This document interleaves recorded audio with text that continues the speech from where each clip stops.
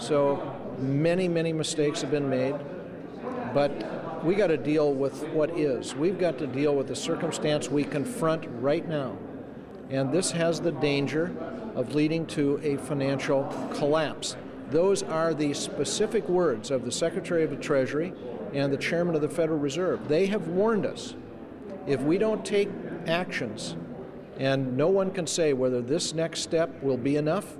Let's be very clear with the American people and people of North Dakota. We cannot be certain these steps are sufficient. It may well take more. But if we fail to take this step, we would see a series of additional collapses that would threaten, as I've indicated, 3 to 4 million additional American jobs just in the next 6 months. What we have is a credit contagion, and it's now spreading not only across our country but across the world. We had last week and over the weekend the largest bank failure in the history of the United States. We have now had 3 major institutions fail overseas.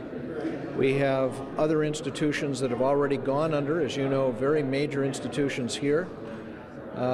So what the Chairman of the Federal Reserve and the Secretary of the Treasury are saying is if we don't find some way to unlock these credit markets, the entire economy will grind to a halt.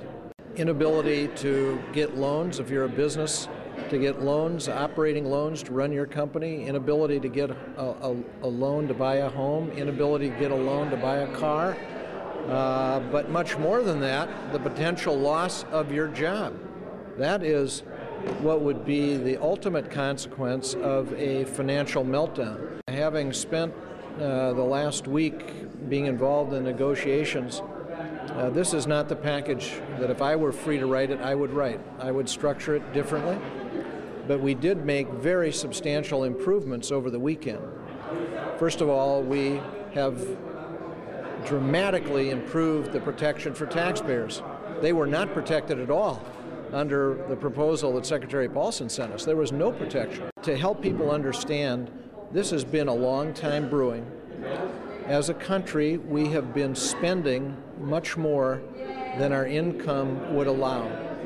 And I mean that as a government and as a people. That's why we are running massive budget deficits, massive trade deficits. All of that fueled a bubble. I hope people think very, very carefully about what this means for our future, because as a nation, we have been living beyond our means. Beyond our means, running up massive budget deficits, massive trade deficits, all of that contributing to a bubble, and eliminating regulations, regulations that were designed to protect people from exactly these kinds of practices.